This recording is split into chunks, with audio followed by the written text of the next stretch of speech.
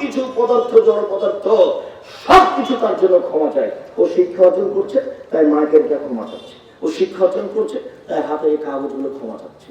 ওর জন্য ক্ষমা চাচ্ছে মাছের পানির পেটে মাছ, ওর জন্য ক্ষমা চাচ্ছে গর্তের মধ্যে পিপিলিকা। এইভাবে মোহাম্মদ সাল্লাল্লাহু আলাইহি ওয়াসাল্লাম বলেন। তো তোমার জন্য কি ফেরেশতারা ক্ষমা চাচ্ছে? তোমার কি ধারণা তোমার বোনের জন্য কি ফেরেশতারা ক্ষমা চাচ্ছে? দেখো, নিজের বুঝে আমার উপর চাপিয়ে দিও না। বৃদ্ধে উঠে যাবে, এটা কিয়ামতের লক্ষণ। মূর্খতা বেড়ে যাবে, বর্ষণ হবে, এটা কিয়ামতের লক্ষণ। আমরা জানি যে বৃষ্টি বর্ষণ হয়, কিন্তু মুহাম্মদ সাল্লাল্লাহু আলাইহি ওয়াসাল্লাম কি বলছেন? বলছেন যে মূর্খতা বর্ষণ হবে। কি অবাক কথা নয়? কি কোন কথা হবে? মূর্খতা কিভাবে বর্ষণ হয়? বৃষ্টি বর্ষণ হয়। মুহাম্মদ সাল্লাল্লাহু আলাইহি ওয়াসাল্লাম বলছেন যে মূর্খতা বর্ষণ হয়। তার মানে মানুষ পশু প্রাণীর মতো হয়ে যাবে। সভাপতি সাহেব বলছেন যে ভাই, জেনার আর মেয়ে পালিয়ে যাওয়ার বিচার করতে কোনো হয়ে যাবে। আর এই বাপে ছেলেকে জমি লিখে দিয়েছে, মাকে দেয়, বেটিকে দেয়, হজ করতে গেছে। সম্মানিত তিনি ভাই বলেন, তিনি বলেন কয়েকশোটা সাল খামরে মদ পান বেশি হয়ে যাবে, পৃথিবী ধ্বংসের লক্ষণ। তিনি বলেন কয়েকশোটা জেনা, জেনা বেশি হয়ে যাবে, পৃথিবী ধ্বংসের লক্ষণ। জেনা হয়ে যাবে বেশি। তিনি বলছেন কয়েকটা রেজাল্ট, পুরুষ কমে যাবে, কয়েকশোটা নিশা, মহিলা বেশি হয়ে যাবে। হাতে এখন খামসেন ইমরাল কাইমুল ওয়াহিদ, একজন পুরুষের অধীনে থাকবে 50 জন নারী। 50 জন সংখ্যা নয়, একজন পুরুষের সাথে হাজারো নারীর জেনা হবে। এখানে হাজারো যুবক আছে যার শত নারীর সাথে জেনার সম্পর্ক আছে। তোমাকে আমি একটা কথা বলে আলোচনার শেষের দিকে চলে আসতে আপনি আমার দিনী বোন, আপনি আমার দিনী ভাই, আপনাকে আমি একটা কথা বলে রাখি, মদ পান বন্ধ করেন, জেনা বন্ধ করেন, প্রেমের গল্প বন্ধ করেন, কয়েকটা সুবিধা পাবেন। এক, বিচারের মাঠে আপনি বিশেষ ছায়াতলে থাকতে পাবেন। আজ থেকে আপনি মোবাইলে কোনো মেয়ের সাথে কথা বলিয়েন না, বলবেনই না। বলে তোমার সাথে আমি কথা বলবো না, শুলি হলে ফাঁসি হলে বলবো না। এটা ত্যাগ মানুষই করতে পারে না, গরু ছাগল পারে? মানুষই পারে, গরু ছাগল পারে। ওর এই হৃদয়ের জ্ঞান নেই, এই জন্য এই মানুষ। 1 নম্বর সুবিধা, তুমি যদি এই গল্প বন্ধ করতে পারো। এই মেয়ে তোমাকে বলছে, এই মেয়ে তোমাকে বলছে, এদিকে খেয়াল করো, গল্প করছো কেন, স্মরণ করো না কেন? 2, আজ থেকে যদি তুমি মোবাইলে এই জেনা বন্ধ করতে পারো, গোপন পাপ বন্ধ করতে পারো, পৃথিবীর যে কোনো বিপদ থেকে বেঁচে যাওয়া, যে কোনো বিপদ থেকে বেঁচে যাওয়া। প্রমাণ ওই যে তোমার জানা আছে, 3 জন লোক রাস্তায় হাঁটছিল, হাঁটতে হাঁটতে বৃষ্টি আসলো, তখন ওরা একটা পাহাড়ের গর্তে ঢুকে গেল। গর্তে ঢুকতে একটা বড় পাথর এসে মুখের উপরে পড়লো। তো ওরা বলছে যে আমরা তো এত বড় পাথর সরাতে পারবো না। তখন একজন বলছে, আল্লাহ, আমি আমার বাপকে ভালোবাসতাম, পাথরটা একটু সরিয়ে দাও। আল্লাহ বলছেন দিলাম। আর একজন বলছে, আল্লাহ, আমি একটা লোককে কাজে নিয়েছিলাম, অর্ধেক দিন কাজ করার পরে মন খারাপ করে চলে গেল। আমি বললাম অর্ধেক দিনের টাকা নেই, তো টাকাটা নিল না, চলে গেল।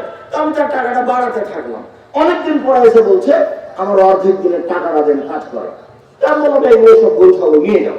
আমাকে বলছে মজাক করবেন না, অর্ধেক দিনের টাকা চেয়েছি, আপনি আমাকে সব দিলেন কেন? মজাক করেন না আপনি আমার সাথে, আমি 1 দিনের টাকা চাই, অর্ধেক দিলেন। তখন আমি বললাম না, তোমার সাথে মজাক করিনি, সব তুমি নিয়ে চলে যাও। তো সব নিয়ে চলে গেল।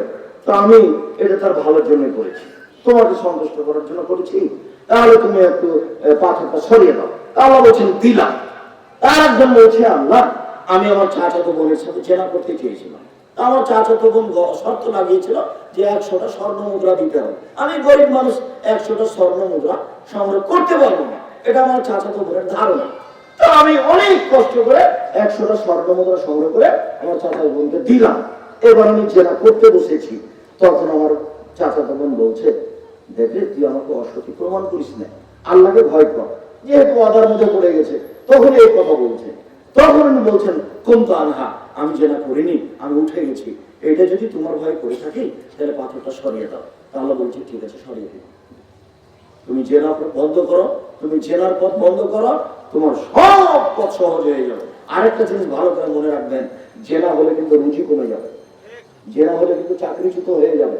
জেনা হলে কিন্তু ব্যবসায় মায়ের খাবে, এই কথা মোহাম্মদ সাল্লাল্লাহু আলাইহি ওয়াসাল্লাম বলেছে।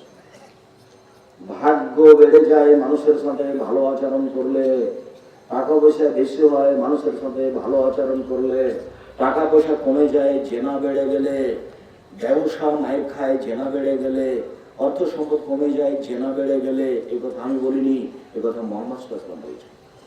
যদি ব্যবসা মায়ের খায়, যদি কোনো কিছু এরকম ঘটে যায়, অর্থ সম্পদ কমে যাচ্ছে, বুঝতেই পারি না আসে আর যায়, তাহলে বুঝতে হবে কোথাও জেনা আছে, দুর্বলতা আছে কোথাও।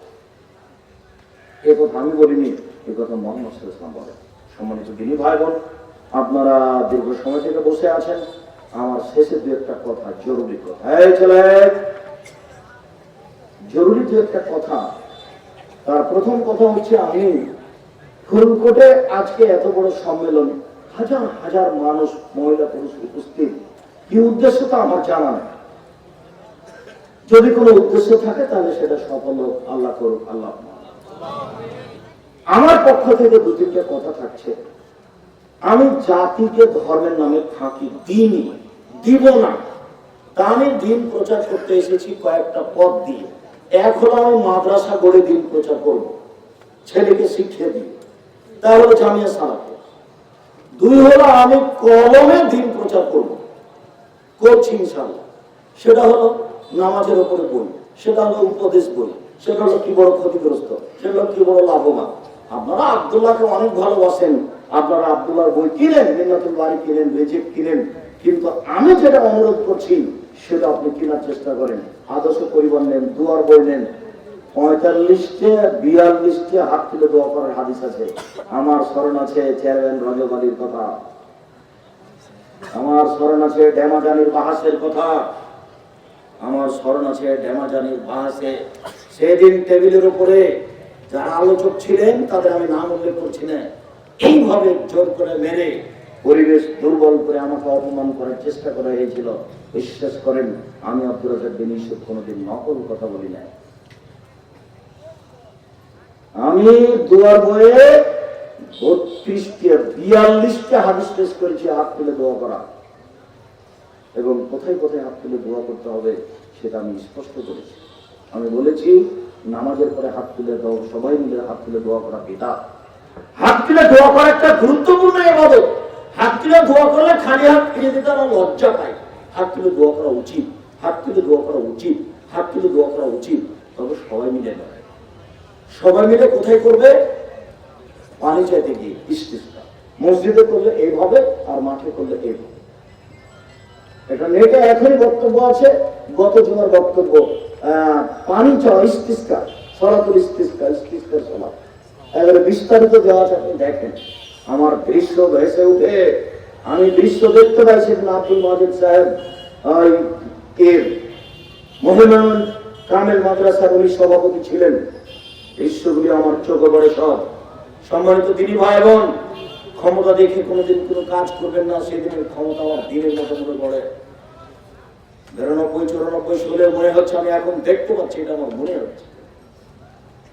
সম্মানিত দিনী ভাই বোন, আমি আপনার কাছে বইয়ের মাধ্যমে, মাসিকা নির্দেশন পত্রিকার মাধ্যমে দিন প্রচার করতে চেয়েছি, এবং সম্মেলন করে দাওয়াত দিয়ে জনগণকে উপস্থিত করে দিন প্রচার করতে চেয়েছি। তাই আপনাকে আমি অনুরোধ জানাচ্ছি, জামিয়া সালাফে টাঙ্গিপাড়া কোয়া রাজশাহীতে সম্মেলন 22-23 ডিসেম্বর, একটু সাত করে যাবেন, দেখবেন। ছেলে মেয়ে পাঠাতে হলে কিভাবে পড়বে সেটা দেখে আসবেন। আমার অনুরোধ থাকছে, সম্মানিত দিনী ভাই বোন, আমার অনুরোধ থাকছে, জামিয়া সালাফে বিরল দিনাজপুরে যাওয়ার। আমার